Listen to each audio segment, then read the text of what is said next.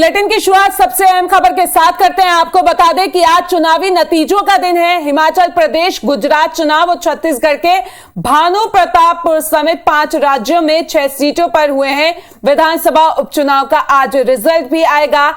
अब से करीब 1 घंटे के बाद यानी कि ठीक 8 बजे से काउंटिंग शुरू हो जाएगी। सबसे तेज नतीजे देखने के लिए आप बने रहिए IBC 24 के साथ, क्योंकि हम आज के नतीजों के महा कवरेज के लिए विशेष बुलेटिन लेकर आए हैं और इसके साथ ही हमारे संवाददाता हिमाचल प्रदेश और गुजरात के साथ ही उपचुनाव की काउंटिंग वाली जगह पर भी तैनात हैं। तो आपको बता दें कि गुजरात में 37 केंद्रों पर मतगणना शुरू होगी, जहां पे कुल 1621 उम्मीदवारों की किस्मत का आज फैसला होगा। राज्य की 182 सदस्य विधानसभा के लिए बहुमत का आंकड़ा 92 का है। इसी तरीके से अगर हिमाचल की बात करें तो यहां पे भी 68 सदस्य हिमाचल विधानसभा के लिए बनाए गए हैं। 59 स्थानों पर बने 68 केंद्रों में मतगणना होगी। आपको बता दें कि 12 नवंबर को एक चरण में मतदान हुआ था, जबकि गुजरात में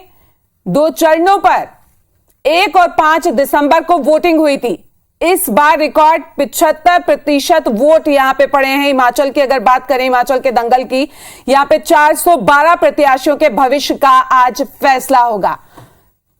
बहुमत के लिए यहां पे 35 सीटें चाहिए। आपको यह भी बता दें, एग्जिट पोल के मुताबिक कांटे की टक्कर यहां पे चल रही है। हिमाचल की बात कर रहे हैं तो यहां पे कांटे की टक्कर है। निर्दलियों पर बीजेपी और कांग्रेस की जो निगाहें हैं वो भी यहां पे टिकी हुई हैं। फिलहाल राज्य में बीजेपी की सरकार है, आपको बताते चलें, और कांटे की टक्कर यहां पे चल रही है। आप और कांग्रेस दोनों सरकार बनाने का यहां पे दावा भी कर रही हैं। हर चुनाव में सरकार बदलना यहां का ट्रेंड रहा है। ये हिमाचल के बारे में हम आपको बता रहे हैं। अगर गुजरात की बात करें तो यहां पे भी किसका राज होगा ये आज साफ हो जाएगा। 182 सीटों के लिए मतगणना कुछ देर बाद शुरू होगी। 1621 प्रत्याशियों की किस्मत का फैसला हो चुका है और आज नतीजे आएंगे। 182 सीटों पर 2 चरणों में हुई थी यहां पे वोटिंग।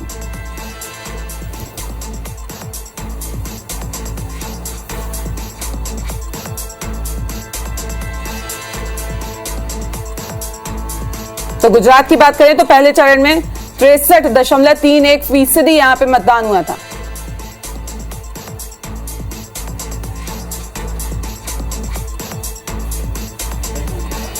तो चलिए, तीनों ही जगह से हमारे संवाददाता अमित, राजेश और सौरभ हमारे साथ जुड़ रहे हैं। उनका रुख कर लेते हैं कि क्या आज फैसला होने वाला है। और आपको यह भी बता दें कि किस्मत का आज फैसला होगा, कहां कौन राज करेगा ये भी लगातार हम आपको बताते रहेंगे। तो हमारे संवाददाता जुड़े हुए हैं। राजेश, सबसे पहले आपके पास आना चाहेंगे, कुछ ही देर बाद काउंटिंग शुरू हो जाएगी, क्या इंतजाम किए गए हैं? देखिए, बिल्कुल अभी हम शिमला में खड़े हैं, हिमाचल प्रदेश में। यहां पर 12 नवंबर को चुनाव हुआ था।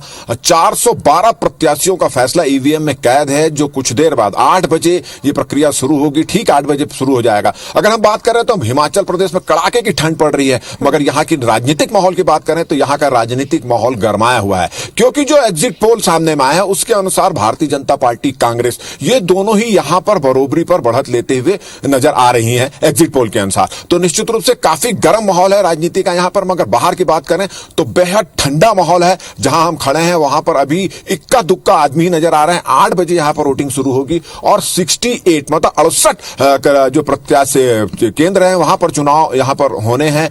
मतदान विधानसभा के चुनाव यहां पर होने हैं। और एग्जिट पोल की जो बात करें तो एग्जिट पोल में करीब 33 से 34 सीटों पर भारतीय जनता पार्टी बढ़त नजर आ रही है और लगभग उतनी ही सीटों पर 30 से 32 सीटों पर कांग्रेस बढ़त नजर आ रही है। तो कांटे की टक्कर यहां पर बनी हुई है। रही बात सुरक्षा व्यवस्था की, तो बिल्कुल खासे सुरक्षा के इंतजाम यहां पर किए गए हैं। कल रात से ही सभी बॉर्डर्स को सील कर दिए गए थे। पंजाब, उत्तराखंड, चंडीगढ़ और दिल्ली के जो बॉर्डर्स हैं उसको सील कर दिए गए थे। ड्रोन से यहां पर नजर रखी जा रही है। मतगणना स्थल है वहां पर भी काफी संख्या में पुलिस बल तैनात किए गए हैं। चप्पे चप्पे पर पुलिस बल तैनात किए गए हैं और किसी प्रकार की कोई अप्रिय स्थिति निर्मित ना हो, इसका पूरा यहां पर ख्याल रखा गया है। और 8 बजे से 68 केंद्रों पर मतदान शुरू हो जाएगा। सुरक्षा के घेरे में सीसीटीवी कैमरे की कड़ी नजर में मतदान बयान होगा। पहले मतपत्रों की, जैसा एक सिस्टम होता है कि पहले डाक मतपत्रों की गिनती होती है, फिर उसके बाद ईवीएम खोले जाते हैं और ईवीएम के बाद फिर गिनती शुरू हो जाती है। जिस तरह से ईवीएम के थ्रू ये चुनाव हुए हैं तो निश्चित रूप से 11, साढ़े 11, 12 बजे तक स्पष्ट हो जाएगा कि हिमाचल प्रदेश में जो रिकॉर्ड है, एक मिथ्या है कि एक बार भाजपा की सरकार बनती है, एक बार कांग्रेस सरकार बनती है, तो क्या ये मिथ्या टूटेगी? क्या भारतीय जनता पार्टी दोबारा यहां पर सरकार बनाएगी या फिर मिथ्या को कायम रखते हुए कांग्रेस यहां पर सरकार बनाएगी? ये अभी रहस्य में बना हुआ है। जैसे ईवीएम खुलेगा और उसके बाद ये क्लियर होता जाएगा। मगर हम आपको एक महत्वपूर्ण चीज बता देते हैं कि जैसे कि कांटे की टक्कर की बात सामने में यहां पर आई थी, तो उस हिसाब से कांग्रेस और भारतीय जनता पार्टी दोनों के ही बड़े नेता जो हैं वो यहां पर आने की तैयारी में, और जानकारी मिली कि छत्तीसगढ़ के जो मुख्यमंत्री हैं वो भी दिल्ली पहुंच रहे हैं और अगर मान लो यहां पर कुछ देर बाद यहां पर आ सकते हैं, अगर कांग्रेस को बढ़त दिखाई देगी तो यहां पर आ सकते हैं। जी बिल्कुल, तो सौरभ का रुख कर लेते हैं, लगातार हमारे साथ वो भी जुड़े हुए हैं। सौरभ, आज फैसला हो जाएगा, कांटे की टक्कर देखी गई थी, क्या उम्मीद लग रही है, क्या इंतजाम किए गए हैं?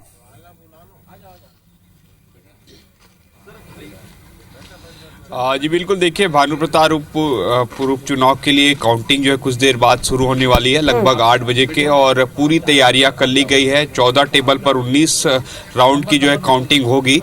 और इससे पहले की बता दें, यहाँ पर जो परसेंटेज है वो पिछले चुनाव 2018 से जो है काफ़ी कम रहा। जैसे 2018 में हमने देखा कि जो परसेंटेज है, वोटिंग परसेंटेज, वो 77% गया था, जबकि इस बार 71.74% गया है।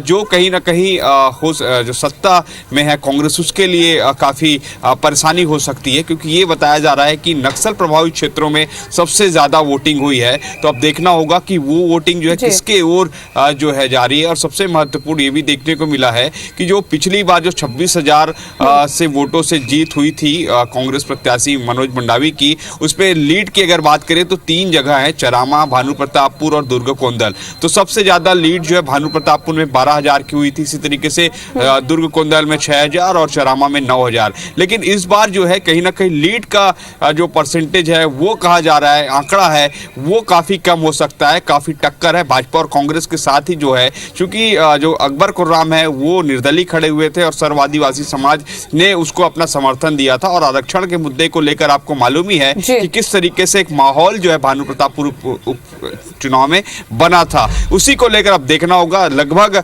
रुझान जो है सबसे पहले हम जो है IBC 24 पर ही देंगे। सबसे पहले 11 और 12 बजे के लगभग जो है रुझान जो है आ जाएंगे और स्पष्ट हो जाएगा कि जीत किसकी हो रही है। लेकिन कहीं ना कहीं इंतजार जरूर करना होगा। बिल्कुल सौरभ, आप बने रहिए हमारे साथ। कांकेर से अमित भी जुड़ गए हैं। अमित, आपसे जानना चाहेंगे, रुझान आने शुरू हो जाएंगे अब से कुछ ही देर बाद, क्या इंतजाम किए गए हैं वहां पे? और अगर वोटिंग परसेंट की बात करें तो जिस जगह आप हैं, किस हिसाब से वोटिंग हुई थी और परसेंटेज पहले के मुकाबले कम रहा या बढ़ा था?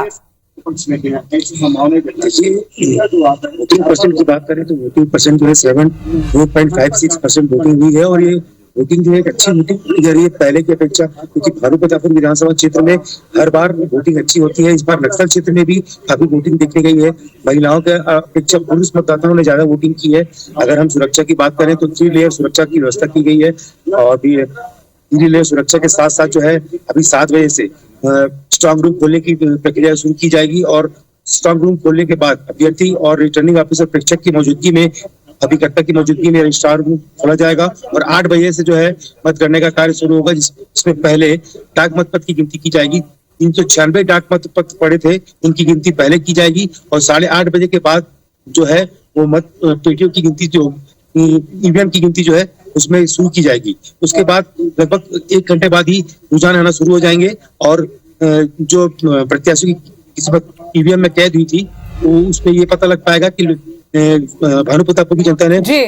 तो अमित, आप बने रहिए, क्योंकि स्टार जो हमारे संवाददाता गुजरात से हमारे साथ जुड़ गए, उनका रुख कर लेते हैं। स्टार, दावे वादे दोनों ही पार्टियां यहाँ पे कर रही हैं, आपने भी कोई कोर कसर नहीं छोड़ी। क्या लग रहा है कि जिस हिसाब से रुझान आएंगे, कांटे की टक्कर यहाँ पे भी देखने को मिलेगी?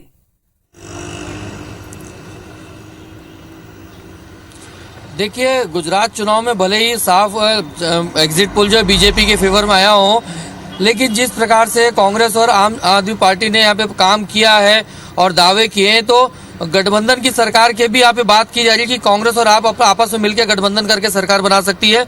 लेकिन बीजेपी शायद चीज़ों को पहले जान चुकी थी, इसीलिए लगातार पिछले 1-1.5 साल से देखा जाता है कि बदलाव जो हो सकते हैं वो किए गए। और फिलहाल आपको बता दूं कि मैं ये जो एरिया है यहाँ पर आज प्रॉपर अहमदाबाद की जो सीटें हैं उसके लिए यहाँ पर मतगणना होनी है। सुरक्षा के कड़े इंतजाम यहाँ पर किए गए हैं।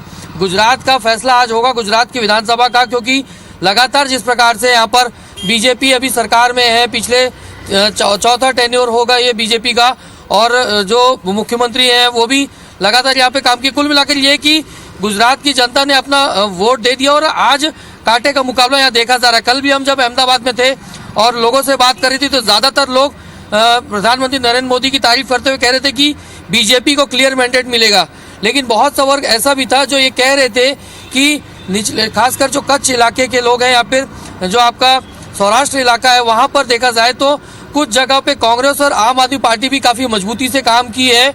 और जिस प्रकार से हमने देखा कि दिल्ली में जो एमसीडी के चुनाव हुए उसमें आम आदमी पार्टी ने बहुत अच्छा परफॉर्मेंस किया और ज्यादातर सीटों पे कब्जा की। हिमाचल में भी देखा जा रहा है कि दोनों के बीच गठबंधन हो सकता है, कांग्रेस और आम आदमी पार्टी के बीच में भी, तो यहाँ पर भी वो संभावनाएं हैं, उस बात से इनकार नहीं किया जा सकता। हालांकि बीजेपी के कार्यकर्ता के साथ साथ आम जनता भी जो बीजेपी के समर्थन में वो साफ कह रही है कि क्लियर सीटें बीजेपी को यहाँ पर मिलेगी। तो कुल मिलाकर ये है कि गुजरात में भी कांटे का मुकाबला देखने को मिल सकता है। जी बिल्कुल, तो लगातार हमारे संवाददाता सौरभ भी हमारे साथ बने हुए कांके से, उनका रुख कर लेते हैं। सौरभ, आपसे ये जानना चाहेंगे कि जिस तरीके से हमने देखा कि कोई कोर कसर प्रचार प्रसार में यहाँ पे नहीं छोड़ी गई थी दोनों ही पार्टियों की तरफ से, वहीं आदिवासी सर्व आदिवासी समाज ने भी अपना प्रत्याशी यहाँ पे उतार दिया था, तो आज क्या लग रहा है कि बीजेपी के लिए जिस तरीके से हमने देखा था आरोप प्रत्यारोप का जो दौर चल रहा था, थोड़ी मुश्किलें यहाँ पे खड़ी हो सकती हैं क्या?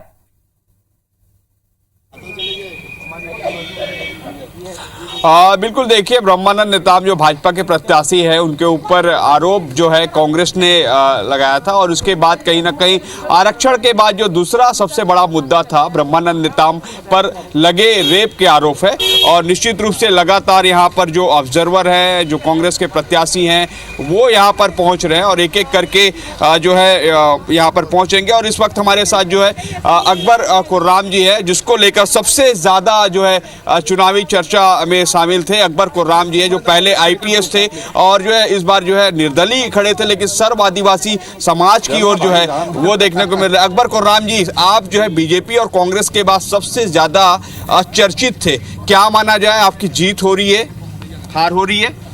नहीं, हारने का तो सवाल ही नहीं, हम लोग जीतने के लिए खड़े हैं और अवश्य जीतेंगे। जिस प्रकार से रुझान है उसके हिसाब से हम लोग भारी मतों से जीतेंगे। जी, तो आपको क्या लगता है कितने वोट से जीतेंगे आप, और आखिर क्यों, आप क्यों जीतेंगे?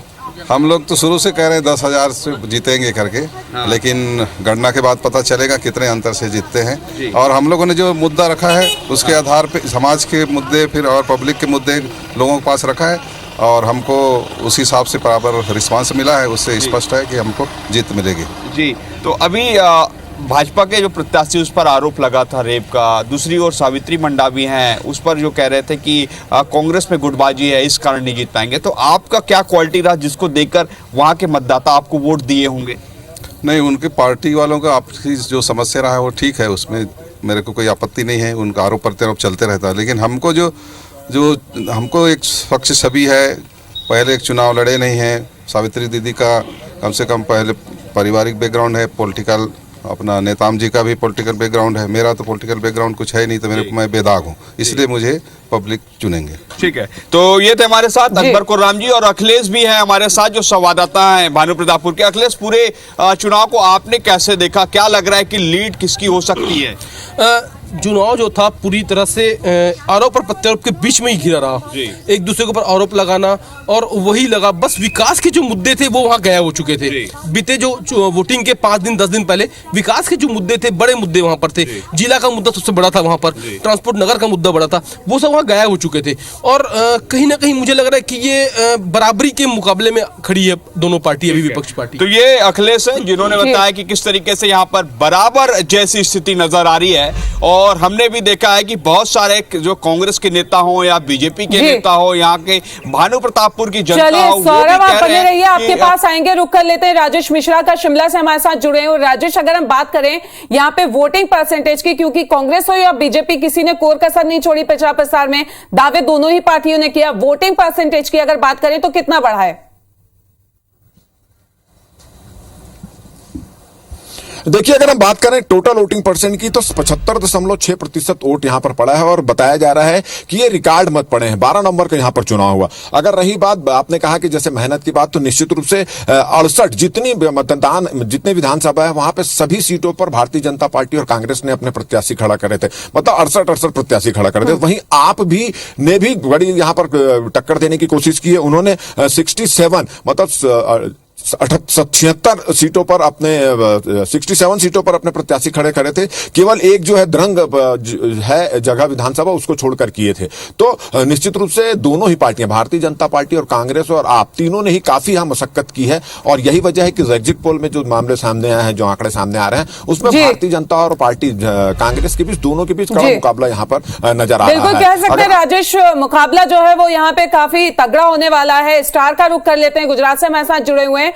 स्टार, अगर हम गुजरात की बात करें, अहमदाबाद की बात करें, कांटे की टक्कर देखने को मिल रही है। क्या क्या मुद्दे थे कि जिस पे आपको लग रहा है कि जनता जो है इस बार तस्वीर बदल सकती है या फिर वही रहने वाली है?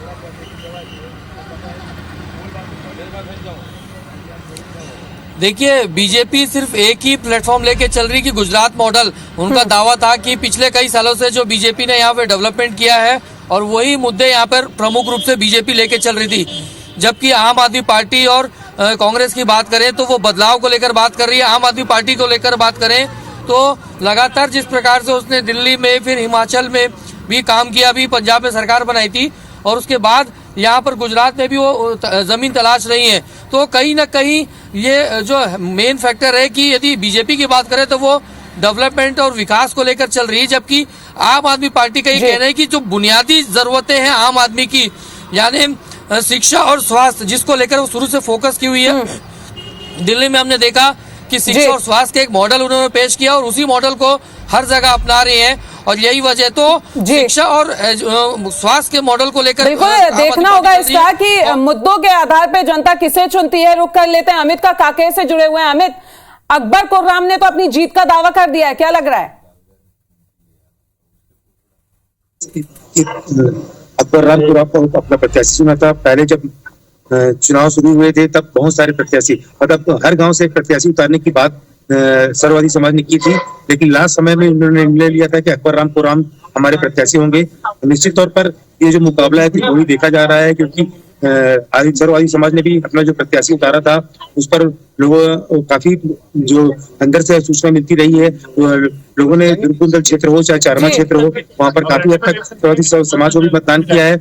और भाजपा और कांग्रेस की बात की जाए तो भाजपा और कांग्रेस के बीच में आरोप प्रत्यारोप पर जो दौर चलता रहा, भाजपा आरक्षण के मुद्दे को लेकर कांग्रेस को घेरने की कोशिश करती रही, तो कांग्रेस अपने 4 साल के विकास कार्यों के साथ साथ चारों बने रहिए ग्राउंड जीरो से, लगातार पल पल की अपडेट हम आपसे लेते रहेंगे और तस्वीर आपसे कुछ ही देर बाद जो है वो साफ हो जाएगी और IBC 24 जो है वो लगातार महा कवरेज भी आपको दिखाता रहेगा। और आप चारों का ये हमसे बातचीत करने के लिए अभी फिलहाल बहुत बहुत शुक्रिया।